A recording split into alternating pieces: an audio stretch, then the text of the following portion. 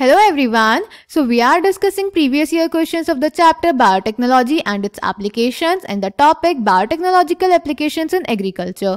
In today's session we are going to discuss a long answer type question of 5 marks which was asked in the CBSE Board Delhi examination 2015. So the question is explain the application of biotechnology in producing BT cotton. तो बेटा इस question में हमें biotechnology की application explain करनी है BT cotton बनाने में. So let's check the answer. तो बेटा जो बीटी कॉटन है इसको हमने बनाया है बायोटेक्नोलॉजी की एप्लीकेशन की हेल्प से. जो बीटी कॉटन होता है वो कॉटन बॉलवॉर्म्स के अगेंस्ट रेजिस्टेंट होता है. जो बेसिलस थ्यूरिनजेंसिस बैक्टीरिया होता है बेटा ये एक स्पेशल टाइप का प्रोटीन प्रोड्यूस करता है जो कि इंसेक्ट्स को सच एज लेपिडोप्टेरन्स, कोलियोप्टेरन्स और डिप्टेरन्स को मार देता है. अब ये जो बेसिलस थ्यूरिनजेंसिस होता है इनमें ये प्रोटीन बेटा प्रोड्यूस होता है क्राई जीन्स की वजह से जो कि स्पेसिफिक होते हैं. फॉर एग्जांपल क्राई1AC जीन और क्राई2AB जीन बेटा टॉक्सिन प्रोड्यूस करते हैं अगेंस्ट कॉटन बॉलवॉर्म्स और क्राई1AB जीन बेटा टॉक्सिन प्रोड्यूस करता है अगेंस्ट कॉर्न बॉरर. अब ये जो टॉक्सिन होता है बेटा ये बेसिलस में प्रोटॉक्सिन की फॉर्म में प्रेजेंट होता है यानी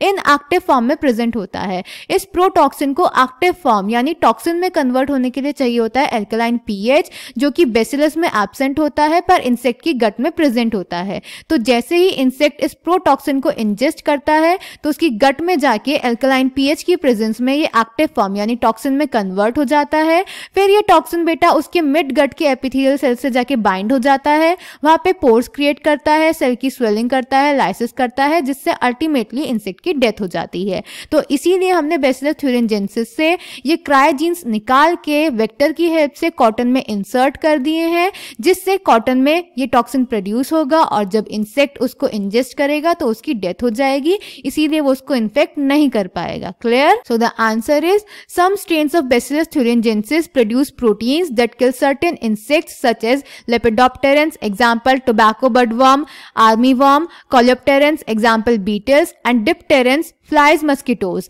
Bacillus thuringiensis forms protein crystals during a particular phase of their growth. These crystals contain a toxic insecticidal protein. Actually, the Bt toxin protein exists as inactive protoxin, but once an insect ingests the inactive toxin, it is converted into an active form of toxin due to the alkaline pH of the gut, which solubilizes the crystals. The activated toxin binds to the surface of mid-gut epithelial cells and create pores that cause cell swelling and lysis and eventually cause death of the insect. Specific Bt toxin genes were isolated from Bacillus thuringiensis and incorporated into the several crop plants such as cotton with the help of genetic engineering. The choice of genes depends upon the crop and the targeted pest as most Bt toxins are insect group specific. The toxin is coded by a gene Cry1AC named Cry. There are a number of them. For example, the proteins encoded by the genes Cry1AC and Cry2AB control the cotton bollworms and that of Cry1AB controls corn borer. So I hope this question is clear to you. Thank you.